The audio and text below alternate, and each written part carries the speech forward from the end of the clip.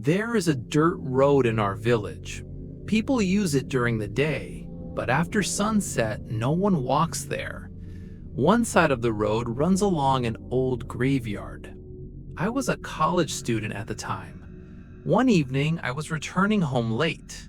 Taking the main road would have taken much longer, so I chose the dirt road beside the graveyard. The village was unusually quiet. Only the sound of insects filled the air. A thin layer of fog hovered close to the ground. The iron gate of the graveyard was still open. As I walked, I suddenly felt like someone was following me. I stopped and turned around. There was no one there. I kept walking, but then I heard a sound coming from inside the graveyard.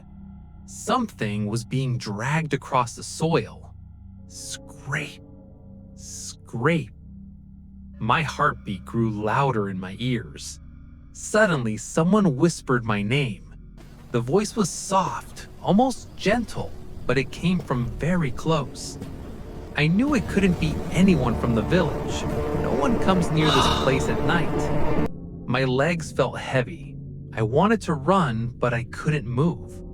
Then a shadow slowly emerged from the graveyard.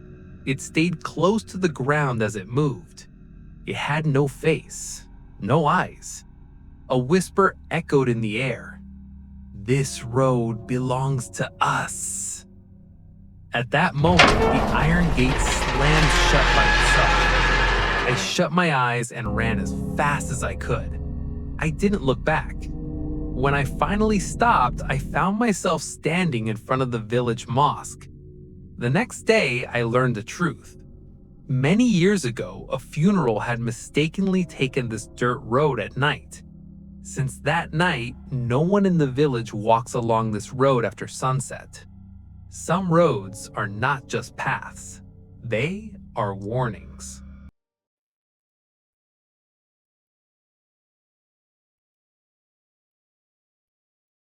In the ancient, remote village of Shimolpur, there stood a desolate landlord's mansion at its edge. Countless tales and rumors circulated about that house. Locals whispered that on silent nights, ethereal spirits roamed within its walls.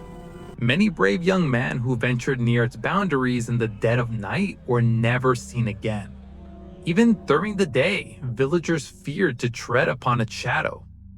That year, the village fair was underway. 3 young photographers from the city, Alex, Lucas, and Edward, had come to cover the event. They had heard the stories of the old mansion.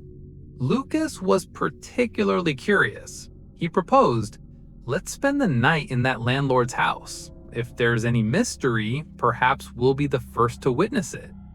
Alex initially hesitated, but seeing Edward's enthusiasm, he eventually agreed. On a moonless night, the 3 friends set off for the mansion with their cameras and flashlights.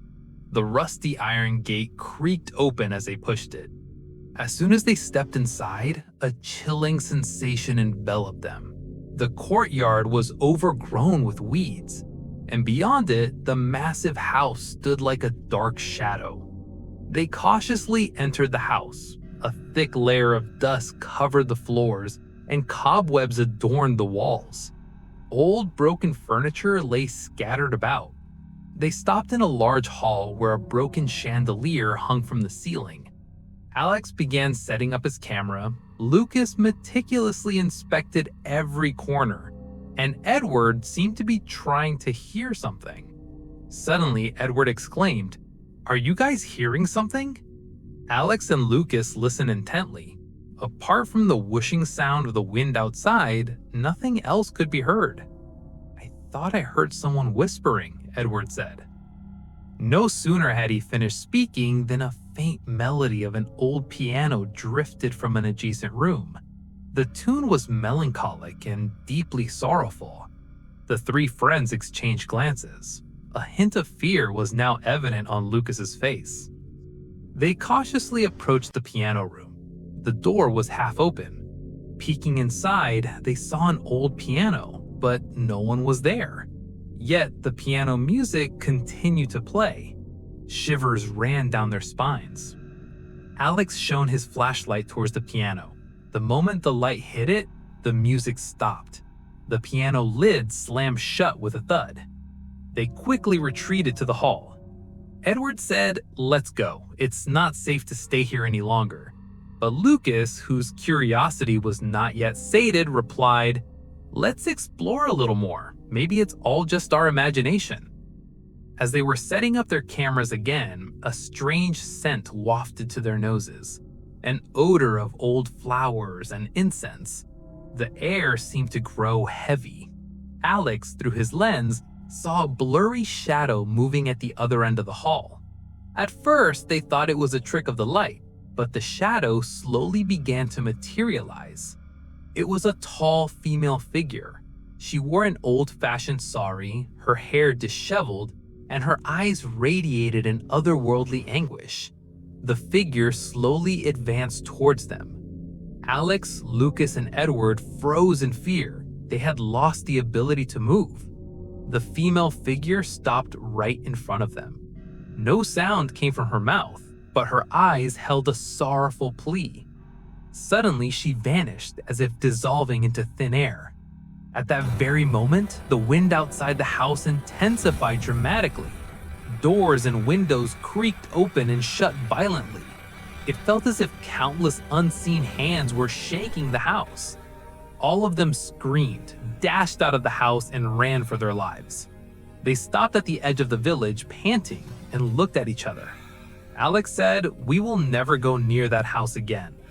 Lucas, whose curiosity had now turned into fear and awe, simply nodded. After that night, they returned to the city even before the Shimalpur fair concluded. Had they solved the mystery of the landlord's mansion? Perhaps not, but the memory of those silent night's guests was etched in their minds forever.